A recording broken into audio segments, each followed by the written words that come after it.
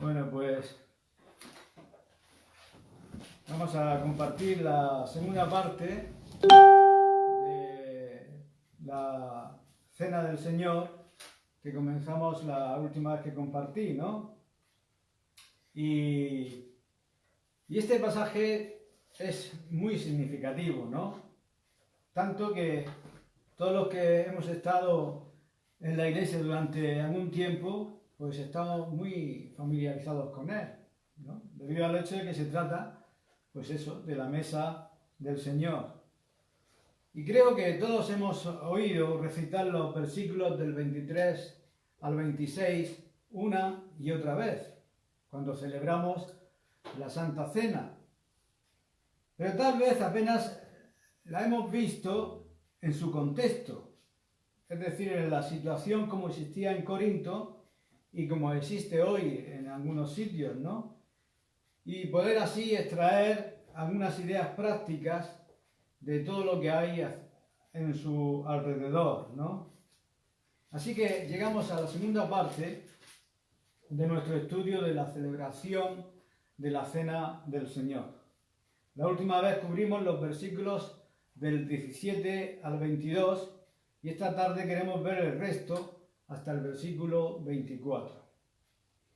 Pero en sentido preliminar, quiero llamar tu atención sobre el capítulo 6 de Juan, para echar un vistazo inicial a este pasaje que nos ayudará a entender la Cena del Señor tal como Pablo la analiza en el capítulo 11 de Primera de Corintios. Juan 6, 51. En este sexto capítulo, entre otras cosas, el énfasis principal está en el Señor Jesucristo presentándose al pueblo judío como el pan de vida. Y habiendo pasado algún tiempo discutiendo eso con ellos, lo lleva todo a una conclusión, comenzando en el versículo 51 con estas palabras: Yo soy el pan vivo que descendió del cielo. Si alguno comiere de este pan, vivirá para siempre. Y el pan que yo daré es mi carne, la cual yo daré por la vida del mundo. Ahora aquí Jesús dice que Él es el pan vivo y que Él descendió del cielo. Una declaración acerca de su deidad.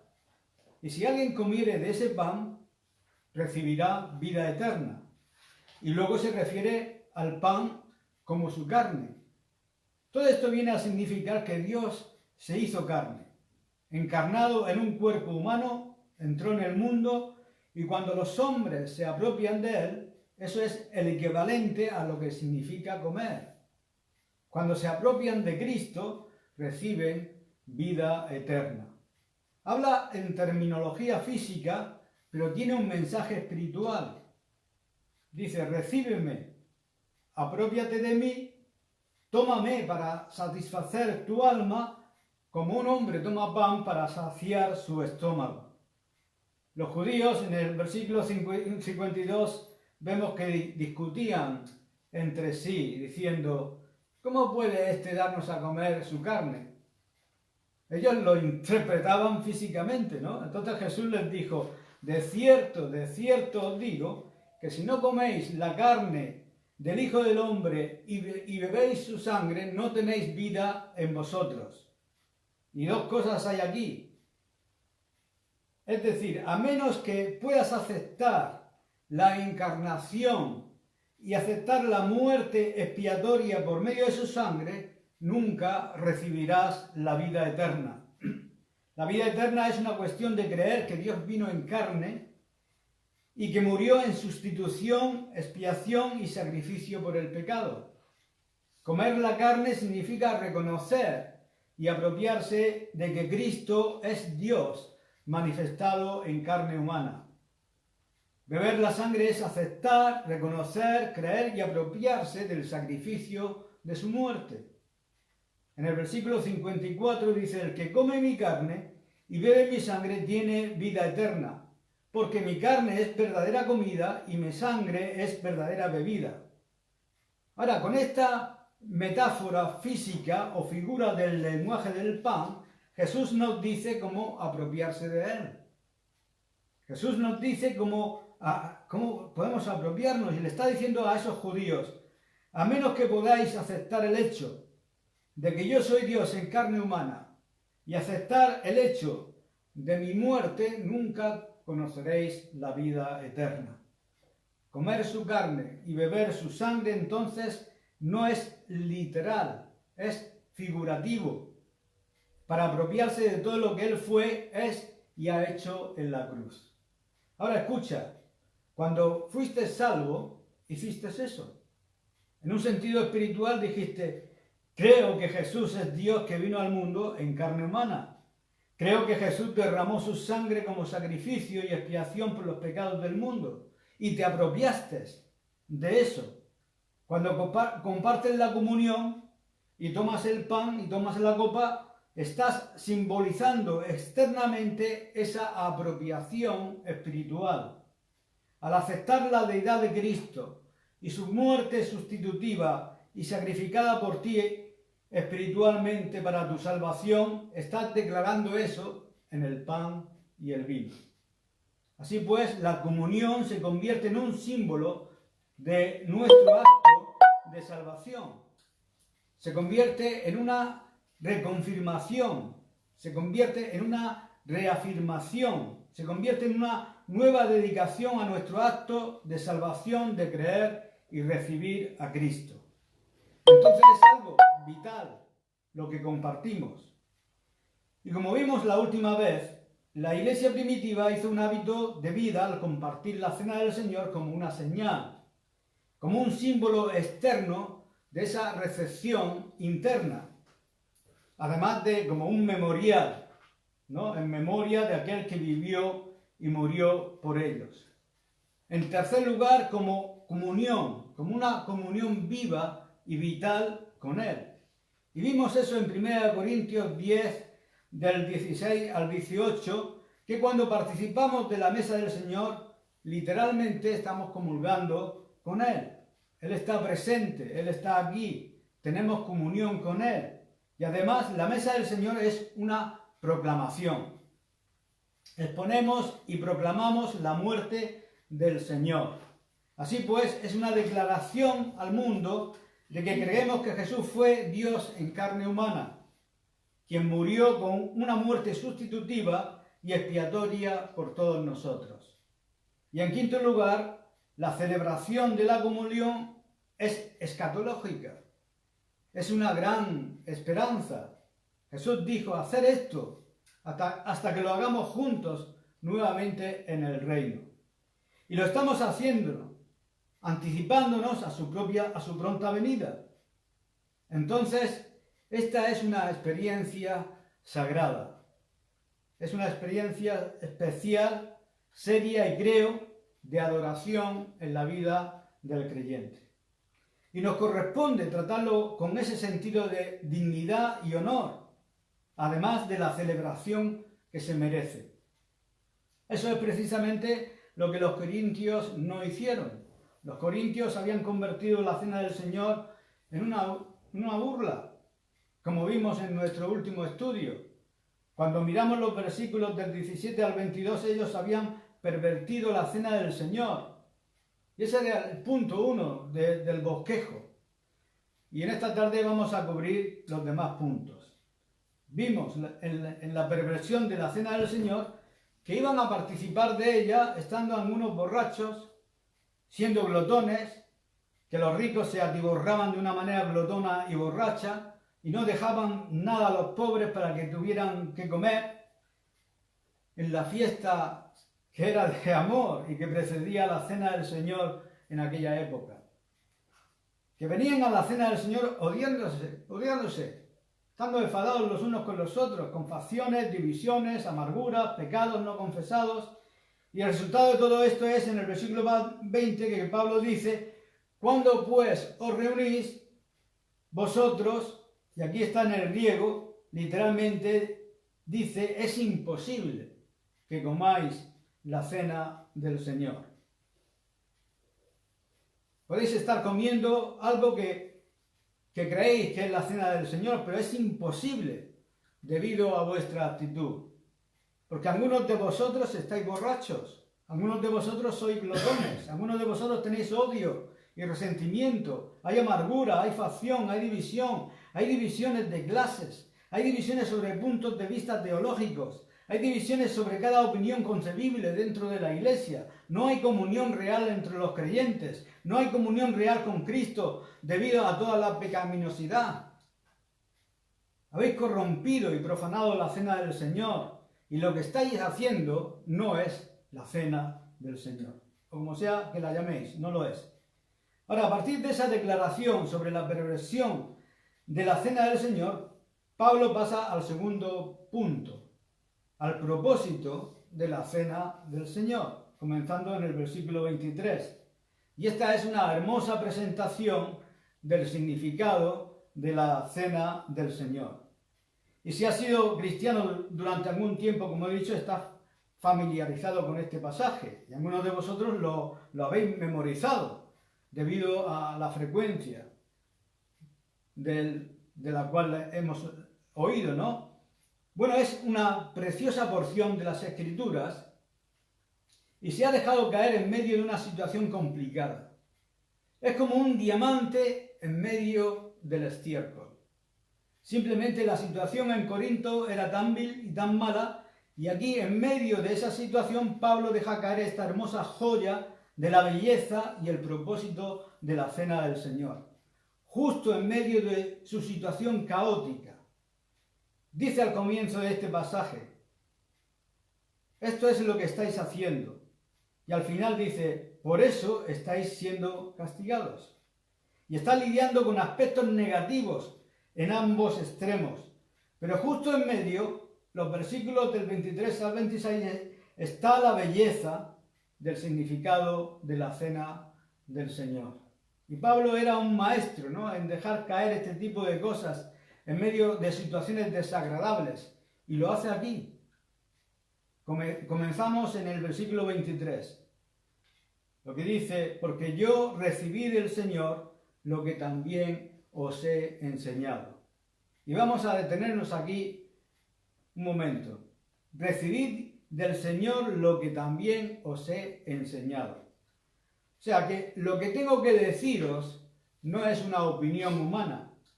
Lo que tengo que deciros no es idea mía. Lo que tengo que deciros no es una tradición que se haya transmitido de hombre a hombre.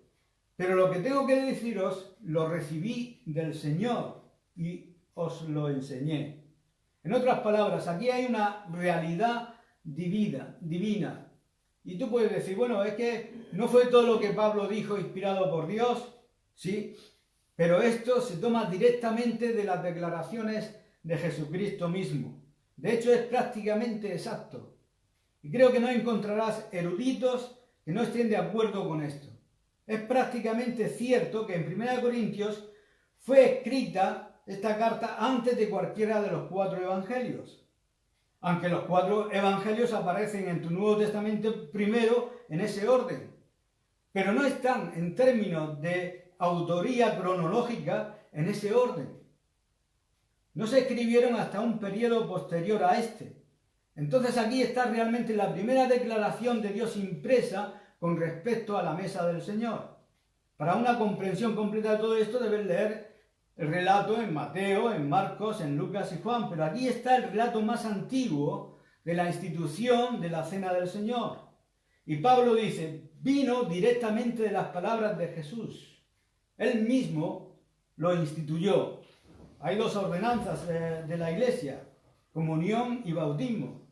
Y ambas fueron puestas en orden por el ejemplo de Cristo y también ordenadas e iniciadas por Él. Y esto no es diferente. Entonces Él dice, esto vino directamente del Señor. Es su cena. Él la instituyó. Observa al final del versículo 20, donde dice, la cena del Señor. Es su cena. Ahora veamos más en el versículo 23. Habiendo recibido del Señor, es decir, por una comunicación directa de las mismas palabras que Jesús dijo esa noche, Él dice, esto es lo que recibí, que el Señor Jesús, la noche que fue entregado, tomó pan, y habiendo dado gracias, lo partió y dijo, tomad comed, esto es mi cuerpo, que por vosotros es partido, hacer esto en memoria de mí. Asimismo, también tomó la copa después de haber cenado, diciendo, esta copa es el nuevo pacto en mi sangre, hacer esto todas las veces que la bebierais en memoria de mí. Así pues, todas las veces que comierais este pan y bebierais esta copa, la muerte del Señor anunciáis hasta que Él venga. Ahora aquí Pablo está citando a Jesús. Por eso dice, esto es lo que recibí del Señor, lo que también os he enseñado.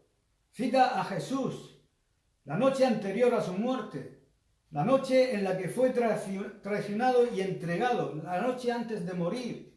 Y creo que es interesante, si miras el versículo 23, que él agrega esto, que el Señor Jesús, la misma noche en que fue entregado, tomó pan. ¿Y por qué dice eso? Bueno, porque quiere poner la historia en su contexto histórico, porque eso tiene mucho significado.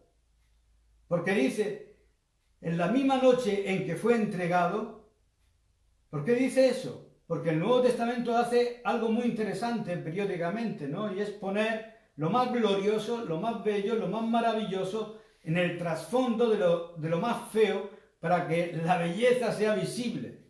Por ejemplo, en Juan 13, lo que creo que es el pasaje más hermoso sobre el amor en la Biblia, junto con la historia de la cruz, vemos a Jesús lavando los pies de sus discípulos.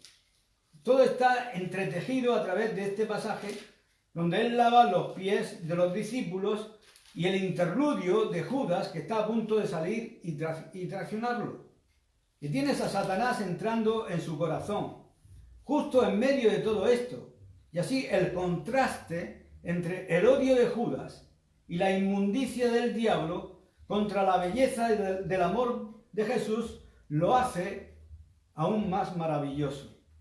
En la cruz, donde tienes a Dios, el Hijo, muriendo por los pecados del mundo, todo a su alrededor es odio, es burla y rechazo, pero eso lo hace aún más hermoso. Y aquí, en la ordenanza más hermosa que el Señor ha dado jamás para la celebración de su iglesia, se opone a ella el odio terrible, la crueldad de una traición. Pero eso le da aún más belleza contra ese fondo oscuro. Ahora quiero que os deis cuenta de que esta no fue una noche cualquiera. No fue solo la noche en que fue traicionado, no fue solo la noche antes de que fuera crucificado, era la Pascua, que estaban comiendo esa noche.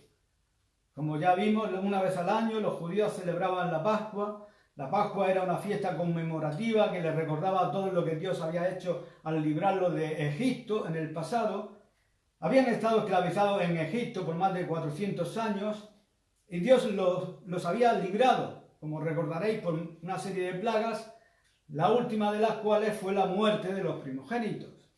La única forma de escapar de la ejecución del primogénito de cada casa era matar un cordero sin mancha, dicho de paso, el primogénito del rebaño, tomar la sangre y rociarla en los dinteles de la puerta. Y el ángel de la muerte vendría y pasaría de largo de esa casa donde estaba la sangre. Por eso se llama Pascua, ¿no? En inglés Passover. Los ingleses tienen más lógica su lenguaje, porque Pas quiere decir pasar, ova de largo, ¿no? Y nosotros llamamos Pascua, ¿no? Pero en fin. Y Dios dijo, quiero que hagáis un banquete esta noche, ¿no? Y quiero que os comáis ese cordero con hierbas amargas y pan sin levadura. E instituyó una fiesta que ha sido conmemorada desde ese momento hasta hoy por los ortodoxos, incluso algunos conservadores del judaísmo. Entonces esta fue la cúspide realmente en la historia de la Pascua en Israel. ¿Veis? La Pascua para un judío era celebrar el poder libertador de Dios. Fue Dios como Salvador sacándolos de Egipto a la tierra prometida. Es equivalente a la cruz para nosotros, donde Él nos saca de la esclavitud del pecado al reino de su amado Hijo. Es el mismo paralelo. Es Dios, el Dios libertador y salvador. Y entonces esa noche la celebraron. Y por cierto, recuerda siempre que Jesús fue crucificado en la Pascua. ¿Sabes por qué? porque Él fue el máximo sacrificio de la Pascua. Él fue el máximo sacrificio de liberación. Entonces, la noche anterior estaban cenando. Y en Lucas 22:7 nos indica que, de hecho, era la cena pascual. No es necesario que lo busques, puedes hacerlo en otro momento, pero déjame contarte cómo fue. Y la Pascua comenzaba con una persona que presidía, podía ser el padre de familia, el patriarca de la familia o lo que fuera, y pronunciaba una bendición. Esa bendición se llamaba Kiddush. Yo no soy muy bueno pronunciando en judío, pero así es como se llama, Kiddush. Esa era la bendición sobre la primera copa. Ahora, habían 4 copas que se bebían en la Pascua. La primera era el Kiddush. Y esa era una copa bendita, y siempre era vino tinto. Y eso era, por supuesto, un símbolo de la sangre del Cordero en la Pascua de Egipto. La persona que presidía bebería de la copa y luego la pasaría y todos los demás la compartirían. Y eso era seguido por lo que hoy llamaríamos entremeses o aperitivos, ¿no? Que eran las hierbas amargas, que se bañaban en arrosé. Tomaban las hierbas amargas sumergiéndolas en el arrosé, que es una salsa de frutas, y se las comían. Ahora, después de hacer eso, que eso era una especie preliminar y que hacía que el apetito se activara un poco, venía una charla sobre el significado de la Pascua. Y esto sigue siendo tradicional, ¿no? Se describía la Pascua. Debían comer un cordero porque era un cordero que Dios había prescrito para ser sacrificado y cuya sangre era rociada sobre los dinteles de la puerta. Luego se comía el cordero para simbolizar que Dios pasó de largo sobre Israel en Egipto. Comían las hierbas amargas porque simbolizaban la amargura de su esclavitud. Comían pan sin levadura porque Israel estaba siendo redimida de Egipto e iban a irse con mucha prisa. Y la prisa exigía un pan que no se echara a perder, porque no podrían hacer más una vez que estuvieran en el camino. Necesitaban ese tipo de pan sin levadura que parecía como una galleta salada, enorme, y que les duraría mucho tiempo. Entonces todo esto se explicaba en la Pascua, después de las hierbas amargas y el vino inicial, ¿no? Y luego cantaban. ¿Y qué cantaban? Cantaban el Halel, del que nosotros sacamos el Aleluya. El Halel son los salmos del 113 al 118 y empezarían cantando el 113 o el 114. Ese era el himno de apertura que cantarían después de la explicación del significado de la Pascua. Ahora, después de haber cantado un par de salmos, tomarían la segunda copa. Después de esa copa, el líder tomaba pan sin levadura, esa cosa grande, plana, como una galleta, el pan sin levadura, y bendecía a Dios, lo partía y se lo daba a todos. Y luego comenzaba la comida. Os dije que la otra vez que las comidas siempre comenzaban cuando el anfitrión partía el pan. Cuando terminaba la cena, el anfitrión oraba y luego tomaba la tercera copa. Nuevamente era una copa de vino y oraban y la bebían. Después de eso cantaban el resto del Halel, del Salmo 15 al Salmo 118. Por eso los discípulos aquella noche, ¿os acordáis? En el que se instituyó la cena del Señor, se dice, cuando hubieron cantado el himno, salieron al monte de los olivos. Cantaban el resto del Halel, eso era tradicional. Y después de haber cantado todo eso, antes de despedirse, se tomaba la cuarta copa. Y esto era para celebrar el reino venidero. Entonces ahí están. Si estudias los evangelios con esto en mente, puedes ver casi detalle por detalle lo que estaban haciendo en cada punto de la cena del Señor en la Pascua.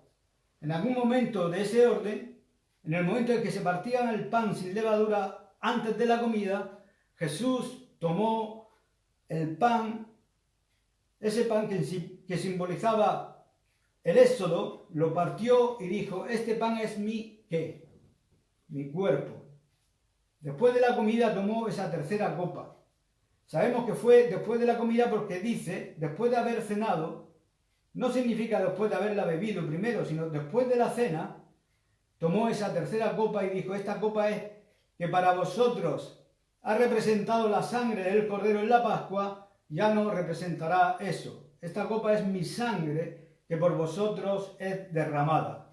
Y por eso Jesús transformó la Pascua en la cena del Señor.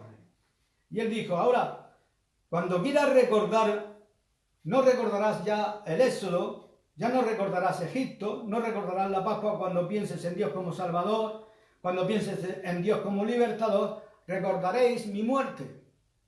La Pascua fue una gran cosa que Dios liberó a Israel de Egipto y finalmente los llevó a Canaán. Mi muerte os va a sacar de la esclavitud de Satanás y finalmente os llevará al cielo. La Pascua proporcionó solo una liberación física, mi muerte proporcionará una liberación eterna y espiritual. Y cuando quieras un punto de contacto con Dios como Salvador, con Dios como Libertador, no va a ser con la fiesta de la Pascua, va a ser con la cena del Señor. Y así tomó Jesús esa hermosa fiesta de Pascua, la noche antes de morir, le dio la vuelta y la convirtió en su propia cena. Y ahora cuando nos reunimos, no es para celebrar a Dios como el gran libertador por lo que hizo en Egipto, sino que es Dios el gran Salvador que nos libera por lo que hizo en la cruz. ¿Lo veis? La transformación tuvo lugar esa noche. Ahora, quiero que notes algo, ¿no? Que la Iglesia Católica Romana, incluso el punto de vista de confirmación de la Iglesia Luterana y demás, dice, este es mi cuerpo, en el versículo 24, y en el versículo 25 dice, este es el nuevo pacto en mi sangre. Y debido a un malentendido del significado del verbo ser, en griego, han decidido que tiene que ser literalmente el cuerpo y la sangre de Cristo. O en un sentido físico o en un sentido espiritual así extraño, ¿no? Pero eso no es lo que está diciendo. La palabra, el verbo ser, que es estin en el griego, o cualquier forma que se desee, singular o plural, se usa con frecuencia para significar, en estos casos, representación.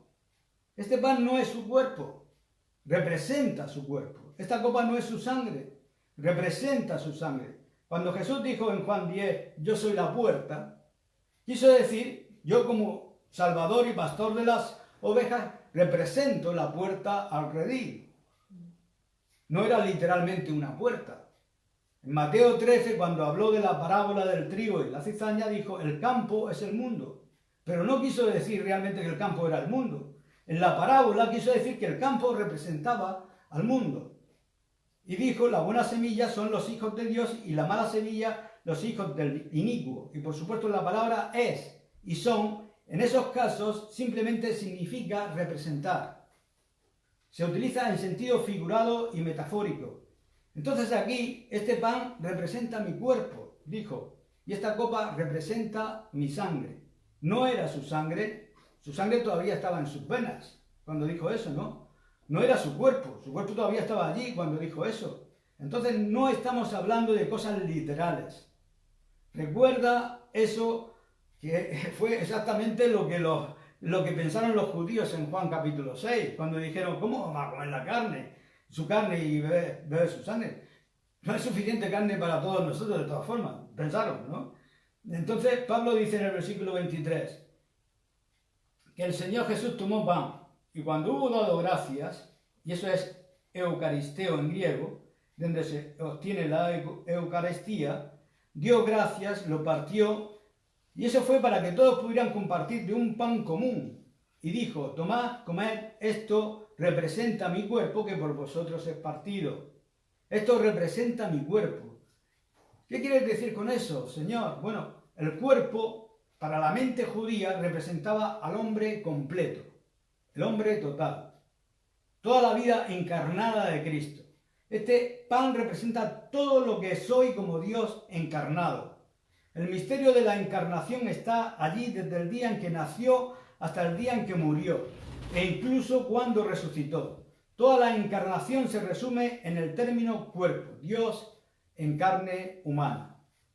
Recordar que me hice hombre, sufrí, fui rechazado, despreciado y finalmente morí por vosotros. Pero fue todo su ser. no solo su muerte. En el pan no está solo su muerte, sino toda su encarnación. Este es mi cuerpo, representa mi cuerpo que es por vosotros partido. La palabra partir o quebrar simplemente no aparece en los mejores manuscritos, dicho de paso. De hecho, si lees con atención Juan 19, dice que los soldados vinieron cuando Jesús estaba en la cruz y se dieron cuenta de que ya estaba muerto, por lo que no le quebraron las piernas, para que se cumpliera la escritura que dice, ni un hueso de él será ¿qué? Quebrado. Decimos la sangre derramada y el cuerpo partido. No, el cuerpo nunca fue partido, nunca se rompió ni un hueso de su cuerpo. Este es mi cuerpo que es por vosotros, que es para vosotros. Es por vosotros. Las dos palabras más hermosas de ese versículo son las dos palabras por vosotros.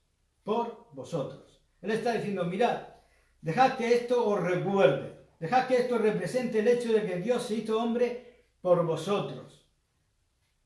¿Por qué Dios se encarnó? ¿Para sí mismo? No, por vosotros.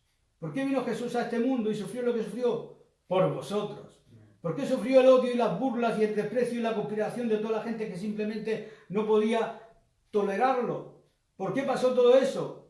¿Por qué fue al huerto noche tras noche tras noche y derramó su corazón en angustia? ¿Por qué sudó grandes gotas de sangre? ¿Por qué murió en la cruz? Por vosotros. Eso es por vosotros. Este es mi cuerpo que es por vosotros. ¿Qué Dios, hermanos, tan increíblemente bondadoso, magnánimo, amoroso y misericordioso tenemos? Por vosotros, o para vosotros. Dices, pero yo no me lo merezco. Tienes razón. Pero todavía es para vosotros. Pero ¿y si yo no lo quiero? Todavía es para ti. Si no eliges tomarlo, ese es tu problema, pero es para ti. Verás, Jesús dijo, mira, es para ti y te acordarás de esto. Todo lo que he hecho es por ti. Toda la vida de sufrimiento y angustia me equipa para ser un sumo sacerdote comprensivo para ti. De modo que puedas venir a mí y puedas apoyarte en mí y puedas oírme decir, cuando me hablas, sí, lo comprendo. Yo estuve allí por ti. Yo no necesitaba eso, era por ti. Mi cuerpo fue entregado por ti. Toda su encarnación, amados, fue por vosotros. La razón por la que murió fue por vosotros. Murió como tu sustituto, murió por vosotros. Vivió para poder simpatizar contigo. Y así es. Entonces él dice en respuesta a eso, ¿haríais vosotros esto en memoria de mí? Quiero decir, ya que hice todo esto por vosotros, ¿haríais vosotros algo por mí? Y tendríais que decir, sí, Señor, ¿qué? Pues recordar esto. ¿Haríais esto en memoria de mí? ¿Sabes? A veces me pregunto cuál es el resultado más simple de obediencia entre los cristianos. Estuve hablando con algunos de cristianos recientemente y le dije a una persona en particular, cuando me preguntaron sobre esto, y le pregunté, ¿cuánto tiempo ha pasado desde que tuviste comunión en la mesa del Señor? Y contestó, creo que alrededor de un año y medio. Y dije, eso es pecado, eso es desobediencia. Mira el versículo 24, Jesús dijo, hacer esto. ¿Lo has entendido? Hacer esto. Ahora, o lo haces o no lo haces. Y si lo haces, será obediente. Y si no, es que desobediencia, hacer esto. Dice, pero es que aquí donde yo estoy no se hace con suficiente frecuencia. Entonces, hazlo en otro lugar, hazlo en tu casa, hazlo en tu estudio bíblico, hazlo en un grupo de oración. Hacer esto, dijo Jesús. Eso es bastante simple, ¿no? Lo que dijo Jesús. ¿Dijo Jesús que lo hicieras en la iglesia? ¿Dijo que lo hicieras el domingo por la mañana? No, él dijo, hacer esto. Hacer esto. ¿Por qué? Para que lo hagáis en memoria de mí. No sé si podemos entender la palabra recordar correctamente, porque nosotros en Occidente pensamos en recordar algo como Ah, sí, ya, me acuerdo de aquello, sí, algo que sucedió en el pasado, pero para los orientales, para los hebreos, no pensaban de esa manera acerca de recordar. Para un hebreo, recordar significaba traer a la plenitud de la mente consciente la presencia de la persona que estaban recordando. No es solo, sí, ya, bueno, me acuerdo. Sí, eso sucedió, ya sabes, sí, hace 2000 años murió en la cruz, lo recuerdo, los recuerdos. No, no es eso. Es volver allí a ese evento y llevarlo todo a la conciencia para que cuando yo esté viviendo en la presencia consciente de Cristo, como cuando un hebreo recordaba, significaba para él que toda su mente, alma y corazón estaban llenos de la conciencia, de la realidad de la persona que recordaba. Y Jesús está diciendo, hacer esto. Y cuando lo hagáis, lo haréis de esta manera, me traeréis a vuestra conciencia no solo mi muerte por vosotros, sino mi vida que entregué por vosotros, mi entera encarnación. ¿Comulgaréis con eso en vuestra conciencia? Mirad, puedes venir y puedes beber la copa y comer el pan, y si tu mente está a 1.000.000 de millas de distancia, ni siquiera te has acordado del Señor. No importa lo que hayas hecho, hasta que hayas limpiado todas las otras cosas en tu mente y su presencia te sea consciente. Él dice, o dijo, tomarás este pan, lo comerás y lo harás trayendo mi presencia a la plenitud de tu conciencia. Todo lo que he hecho toda mi vida, después de todo lo hice por ti. Estarás en comunión conmigo con esa realidad. En el versículo 25 dice, asimismo tomó también la copa después de haber cenado. Por eso decimos que es la tercera copa. Se cenó antes, la comida de la Pascua. Y él dijo, esta copa es el nuevo pacto, diateke en griego. Siempre se traduce como un pacto, excepto quizás en un lugar, en Hebreos 9, que debería traducirse de otra manera, pero con esa única excepción es un pacto. Este es el nuevo pacto, o la nueva promesa, en mi sangre. Hacer esto. Hacer esto. Hacer esto tantas veces como la bebáis en memoria de mí. Ahora, aquí él toma la copa y dice, esto representa el nuevo pacto en mi sangre. El antiguo pacto fue ratificado por la sangre ¿de quién? ¿O de qué? De animales. El nuevo pacto es ratificado por la sangre de Cristo. Y sabéis, esto lo sabemos, cuando firmáis un documento lo ratificas, ¿no? El presidente firma una ley y entra en vigor cuando alguien te envía una póliza de seguro, unos papeles legales o una factura de compraventa de una casa, lo que sea, tienes que firmarlo, ¿no? Con un fluido, ¿no? Coges antiguamente una pluma, hoy un boli, llevas la tinta allá y ratificas la promesa. Prometieron darte un producto y tú prometiste darle dinero o lo que sea. Prometen una póliza de seguro, brindarte protección y tú prometes pagarle lo que cuesta esa protección. Hay un pacto ratificado por tinta, ¿no? En el Antiguo Testamento Dios le dijo a Israel, os llevaré a la tierra prometida, pasaré por vuestra casa y no ejecutaré a vuestro primogénito si firmáis en la línea de puntos, ¿no? ¿Y con qué firmaron? Con la sangre del cordero en el dintel de la puerta. Y ese fue el fluido que ratificó la promesa. Dios hace su parte. Nosotros hacemos nuestra parte. Y a lo largo de todo el Antiguo Testamento Dios continuó diciendo, tienes que ratificar la promesa con sangre. Y sacrificaron animal tras animal tras animal para que la sangre fluyera por la tierra de Israel a lo largo de toda su historia, mientras la gente continuaba renovando la promesa una y otra vez, ¿no? Y de hecho cuando se hacían convenios en Oriente, en el Antiguo Oriente, no se hacían firmando en el nombre, poniendo el nombre en la parte inferior, se mataba un animal y se rociaba la sangre en ambas partes. Ambas partes eran bañadas en sangre como una señal de que iban a cumplir su promesa. Un pacto ratificado por sangre. Y Jesús dice, hay un nuevo pacto. Dios está haciendo una nueva promesa. ¿Y sabes cuál es esa promesa? Ya no es la antigua de la ley, ya no es el viejo pacto que tenías que hacer este sacrificio y ese sacrificio y aquel. Es una promesa completamente nueva. Y aquí está la promesa. Perdonaré todos vuestros pecados para siempre. Y eso era algo nuevo, ¿no? Tenían que hacer sacrificios continuamente. Pero aquí dice, haré un solo sacrificio y para siempre. Y ese será Cristo. Y su único sacrificio y su única ratificación por sangre acabarán con el sistema de sacrificios para siempre.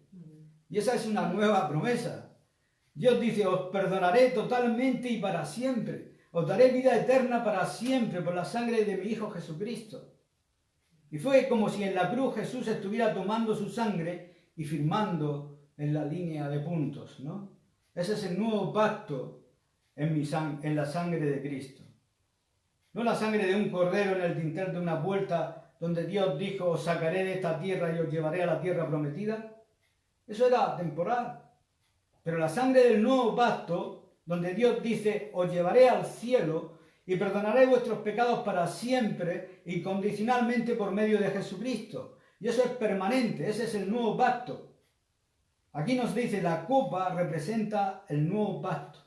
Ya no necesitas volver a la sangre de la Pascua, sino a la sangre de la cruz.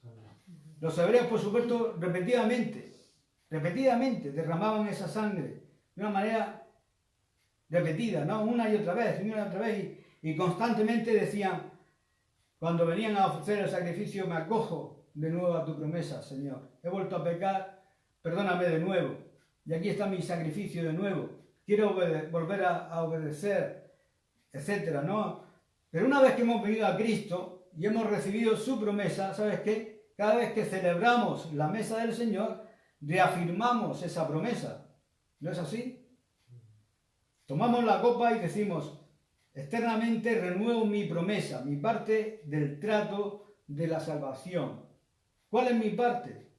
Dios dice, te salvaré, te daré la vida eterna, perdonaré tus pecados para siempre si haces una cosa. ¿Qué? Creer. Cuando tomas la copa estás diciendo, creo, renuevo ese compromiso, reafirmo esa promesa.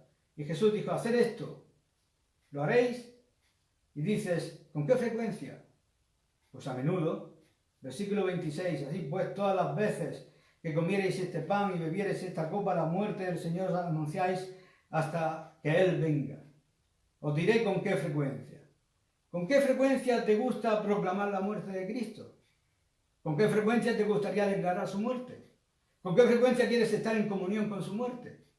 ¿Con qué frecuencia deseas reafirmar ese compromiso? Esa es la frecuencia. Y cuando lo hagáis, recordaréis mi muerte. Me recordaréis en la plenitud de lo que significa ese recuerdo. Ahora, notarás que no es solo comunión, sino que es una proclamación. En el versículo 26, está mostrando la muerte del Señor al mundo. La estás proclamando. El mundo mira la comunión y dice, ¿qué están haciendo? Y alguien dice, bueno, así es como celebramos la muerte de Jesús. La proclamamos y la anunciamos al mundo. Y si estás aquí esta tarde y nunca has recibido a Jesucristo ni te has apropiado de su muerte, nunca has creído que Él es Dios encarnado, que Él murió como sustituto, una muerte expiatoria por ti, entonces puedes escuchar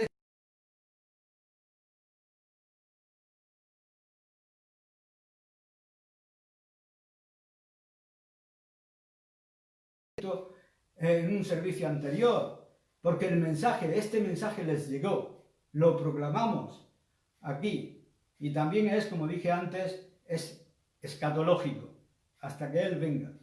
Dice el versículo 26, nos mantiene mirando hacia adelante hasta el día en que lo hagamos con Él. Por lo tanto, no es algo ligero venir a la mesa del Señor. Recordamos lo que Cristo ha hecho y luego traemos su presencia a nuestra conciencia y renovamos nuestro pacto y compromiso con Él y nos comunicamos con el Señor vivo, proclamamos el Evangelio y esperamos su regreso anticipado. Todo eso está en la mesa, en la Santa Cena. Ese es un lugar muy especial. Y cuando llegamos a esto, Pablo dice que es mejor que vengamos con actitudes especiales. Ese es el punto número 3, la preparación para la cena del Señor. Y veremos esto rápidamente. La preparación para la cena del Señor, en el versículo 27, dice: por tanto, cualquiera que coma de este pan y beba esta copa del Señor, anasíos en griego, indignamente será culpable del cuerpo y la sangre del Señor. Así que nos dice, mirad, esto es algo serio, es importante. Si tratas esta cosa que es poco común, comúnmente, te vuelves literalmente responsable. Esa es la palabra equivalente para culpable. Culpable del cuerpo y de la sangre del Señor. Si vienes a esta mesa por error, eres culpable. Ahora, ¿qué quieres decir con indignamente? Bueno, te diré cómo puedes venir de una manera indigna a la mesa del Señor. Los corintios, lo vemos que lo hicieron, ¿no? Esta es la forma en que puedes tratar la mesa del Señor de manera indigna. Número 1, ignorándola en lugar de obedecerla. Simplemente no celebrándola. Algunos pueden decir, pero sí, es algo irrelevante, ¿no? Eso no es importante. No, eso está mal. Eso es indigno que tú digas eso. En segundo lugar, se puede tratar la mesa de manera indigna, convirtiéndola en una actuación en lugar de algo significativo. Simplemente haciéndola mecánicamente en lugar de comprender todo su significado y vivirlo. Os diré que otra forma en que pueden pervertir la mesa y volverse indigna es convirtiéndola en una cosa salvadora en lugar de una cosa de comunión. Al pensar que te salva, en lugar de entender que solo te lleva a hacer un nuevo compromiso y una nueva comunión con Cristo, haces eso. Otra forma en que puedes venir indignamente es tratándola como una ceremonia más que como una experiencia personal. Y otra forma en la que puedes venir indignamente es tratándola a la ligera en lugar de tratarla en serio. Si vienes a la mesa con alguna amargura hacia otro cristiano, de cualquier manera o forma, cualquier pecado no confesado, vivir en cualquier tipo de pecado del que no te arrepientas y del que no te vuelvas, si vienes con un pensamiento menor que el más elevado acerca de Dios, acerca de Cristo, del Espíritu Santo y de la palabra de Dios, si vienes con algo menos que amor total por todos los hermanos y hermanas en el cuerpo de Cristo, vienes a la mesa del Señor indignamente. Y dices, ¿cuál será el resultado de eso? Pues mira, eres responsable por el cuerpo y la sangre del Señor. Y dices, ¿qué quieres decir con que soy responsable del cuerpo y de la sangre del Señor? Pues que literalmente lo estás tratando de una manera indigna y eres culpable de ese tipo de maltrato. Estás tratando la totalidad de la vida y muerte de Cristo indignamente y te sentirás culpable por eso. En otras palabras, Dios dice que eres culpable de eso. Por ejemplo, un hombre que pisotea la bandera de su nación no solo la pisotea, sino que está insultando a su país. Se hace culpable de deshonrar a su nación. Y quien pisotea con los pies de la indiferencia o del pecado el cuerpo y la sangre representados en los elementos de la comunión, es culpable de deshonrar, burlarse, tratar con indiferencia e hipocresía a la persona misma de Cristo. Hermanos, ¿cómo tratáis esta mesa? O cómo tratéis esta mesa es como estáis tratando a Jesús. Eso es lo que está diciendo. Y eso me dice que hay un encuentro muy real con Cristo aquí. De hecho, es tan real que el hecho de no reconocer la realidad y la seriedad de la misma genera juicio. Entonces, ¿qué haces? Pues en el versículo 28 dice, examínese cada uno a sí mismo y coma así del pan y beba de la copa. El autoexamen. Mira tu corazón. ¿Hay algo allí que no debería estar? La palabra aquí en griego significa un examen riguroso de sí mismo, de tu vida, de tus motivos, de tu actitud hacia el Señor, tu actitud hacia la cena del Señor, tu actitud hacia otros cristianos.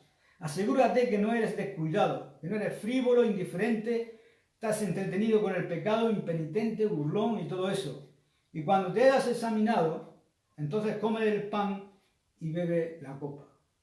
Examinarse primero. ¿Por qué? Porque el que come y bebe indignamente, come y bebe crima, en griego, debería traducirse como castigo.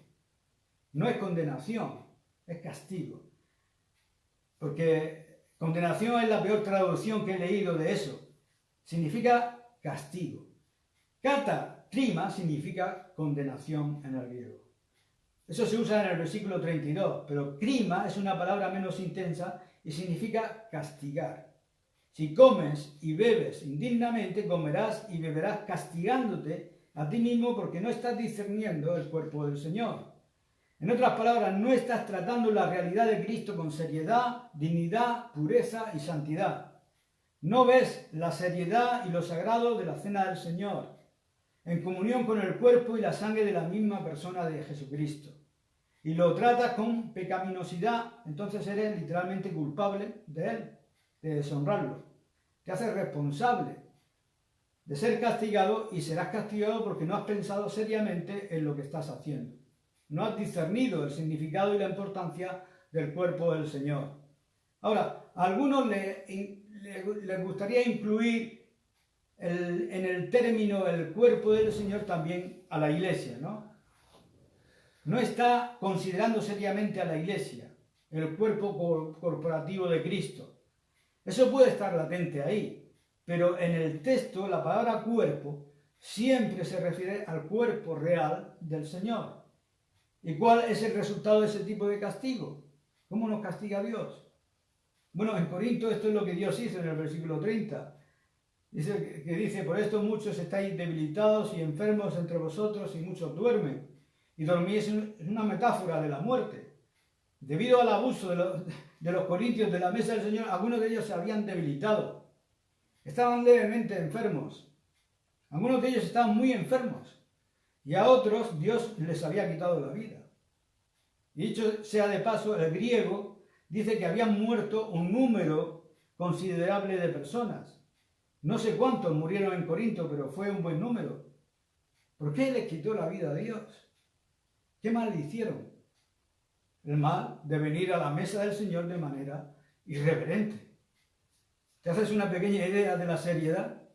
Personalmente, yo creo que Ananías y Zafira, quienes murieron o fueron ejecutados por Dios por su pecado, probablemente fueron ejecutados en un servicio de comunión, de Santa Cena. Probablemente cayeron muertos ahí, en un servicio de comunión, porque eso es lo que hacía la iglesia primitiva cuando se reunían. Y no estoy seguro de que no sea cierto que algunos cristianos de hoy estén debilitados, otros estén enfermos, y algunos hasta hayan muerto por cómo han tratado la mesa del Señor, con indiferencia, pecaminosidad o lo que sea. Ahora dice en el versículo 31, y aquí está el remedio: si te examinas a ti mismo, no serás juzgado. Si te examinarás a ti mismo, no terminarías siendo castigado. El autoexamen lo lleva de regreso al versículo 28, donde dice que tienes que revisar o examinar tu corazón, comprobar tus motivos. Y los corintios estaban siendo castigados por Dios porque no se examinaban a sí mismos ni limpiaban su propia vida. En el versículo 32 agrega un hermoso versículo, un versículo fantástico, y ojalá tuviéramos más tiempo ya que tenemos que darnos prisa, pero alguien ahora va a decir: hermano, esto me parece demasiado, no lo puedo encajar. Voy a venir a la mesa del Señor y si algo está mal en mi vida, ¡zas! Quiere decir que puedo terminar en el infierno, puedo morir y terminar enfermo. Pero no, me encanta esto que sigue. Pero cuando somos juzgados, dice, somos castigados por el Señor para que no seamos catacrima, condenados con el mundo. Somos castigados por el Señor para que no seamos condenados con el mundo. ¿Y quieres escuchar algo? Ningún cristiano, nunca, en ningún tiempo, bajo ninguna circunstancia, será condenado con el mundo. La gente dice, oh, ¿esto significa que puedo perder mi salvación? ¿Significa esto que estoy perdido? No. Nunca estarás condenado con el mundo, sino que serás castigado por el Señor. lo peor que le podría pasar a un cristiano sería el castigo definitivo. ¿Y qué es eso? Que el Señor te llevaría al cielo. Mira, eso no está mal, ¿no? El punto del versículo, que es un versículo tremendo, el punto del versículo es, mirad, estamos siendo castigados por el Señor para que no seamos condenados con el mundo. Dice, pero tal vez el Señor no me castigue. El Señor castiga al que ama y azota a todo hijo. Todo cristiano está bajo la mano disciplinadora de Dios para que le impida que sea condenado con el mundo. Y esa es una gran verdad. Entonces no tenemos ese miedo supremo. No sé vosotros, ¿no? Pero yo preferiría estar sano, ser feliz y vivir por algún tiempo. Entonces quiero controlarme cuando venga a la mesa del Señor. Entonces él cierra en los versículos 33 y 34 diciendo, mirad hermanos, cuando os reunáis, esperaos unos a otros. Y recordaréis la semana pasada que algunos no se esperaban y se atiborraban antes de que llegasen los que no tenían, así que no quedaba nada para ellos. Y si tienes hambre, pues dice el apóstol, vete a tu casa y come, para que no te reúnas solo para ser castigado. Y el resto de los problemas los pondré en orden cuando llegue. No sé cuál sería el resto de los problemas, ¿no? Pero puedes dejar volar tu imaginación en aquella situación. Todo esto, amados, para decir simplemente que Dios es muy serio acerca de cómo se trata la mesa del Señor. Y mientras la compartimos esta tarde, confío que os examinaréis vuestro corazón como yo haré con el mío. Así que, hermanos, pues oremos.